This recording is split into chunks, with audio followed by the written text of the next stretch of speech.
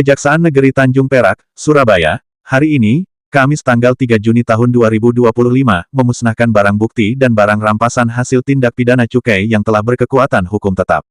Pemusnahan tersebut terkait kasus terpidana Dominikus Dianjatmiko yang terbukti melanggar pasal 56 Undang-Undang RI nomor 11 tahun 1995 tentang cukai sebagaimana telah diubah beberapa kali terakhir dengan Undang-Undang RI nomor 7 tahun 2021 tentang harmonisasi peraturan perpajakan, JO pasal 55 ayat 1 pertama KUHP, dan pasal 55 huruf B Undang-Undang RI nomor 11 tahun 1995 tentang cukai sebagaimana telah diubah beberapa kali terakhir dengan Undang-Undang RI nomor 7 tahun 2021 tentang harmonisasi peraturan perpajakan, JO pasal 55 ayat 1 pertama KUHP.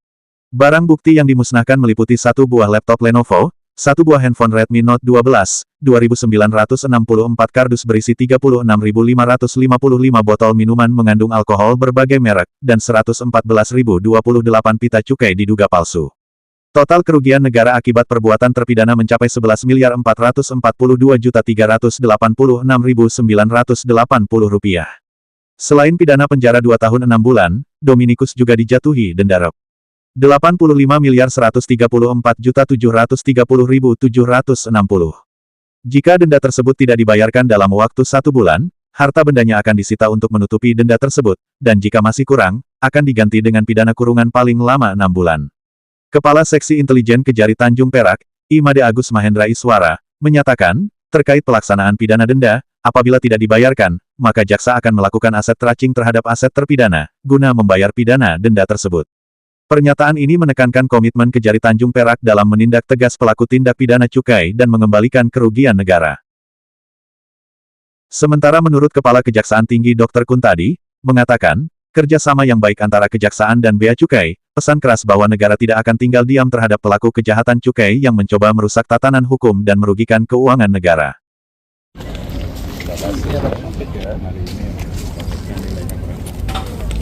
Terima kasih.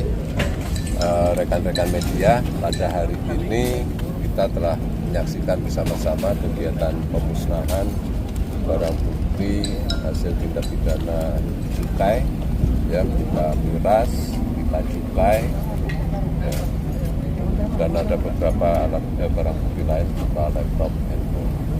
Ini merupakan rangkaian dari tindakan penegakan hukum hasil kolaborasi seluruh aparat penegak hukum, ya, Bea Cukai tentu saja sebagai leading sektor, kepolisian, TNI, tadi kita sudah sama-sama kita lihat, penuh dari pengadilan.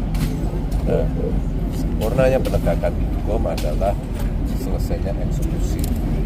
Hari ini telah kita selesaikan eksekusinya, nilainya untuk mirasnya senilai 29 miliar sekian, untuk kerugian negaranya dan juga sekitar 11 miliar 400 juta, dan tentunya kerjasama yang baik ini harus kita dorong terus. Kejaksaan mendukung penuh semua tindakan penegakan hukum Bea Cukai, dan kami juga berharap stakeholder yang ada mendukung penuh sehingga kejahatan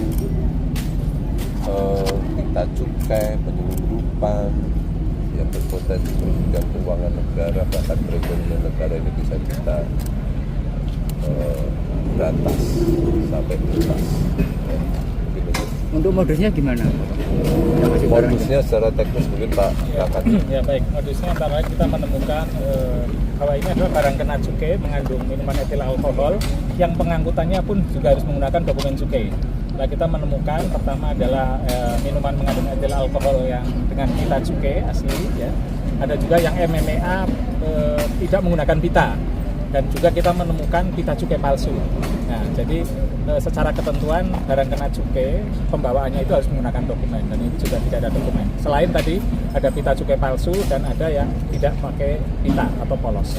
Sementara tersangka apa sudah ada? Tersangka sudah inkrah kebetulan, sudah dapat putusan ya dari pengadilan negeri dan eksekusinya, dan itu kumulatif ya Pak Kajati. Jadi selain pidana penjara juga ada pidana denda yang nanti tentu ada upaya dari kita untuk memastikan bahwa penerimaan dari itu juga bisa masuk ke kas. Pak Untung, bagaimana dengan yang Mia Santoso? Ini kan ada di Jepang sekarang. Iya. Artinya kan keberadaannya sudah diketahui, Pak. Iya. Tinggal ngambil aja.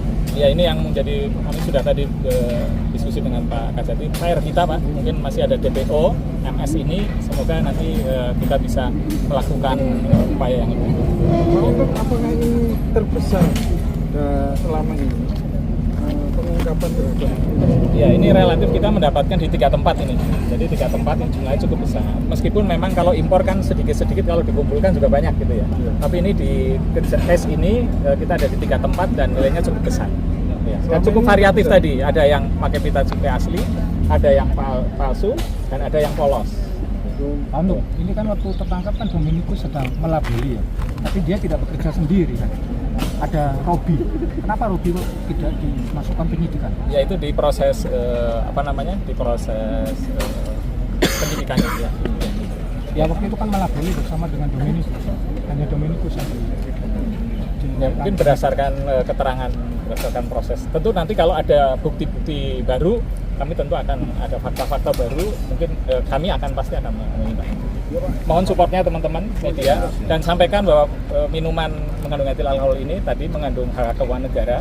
Ya. Selain itu barang ini juga harus diawasi, sehingga peran masyarakat barangkali ya Pak Kajati, mohon para media untuk bisa membantu kami. Dari Surabaya, Rahayu mewartakan.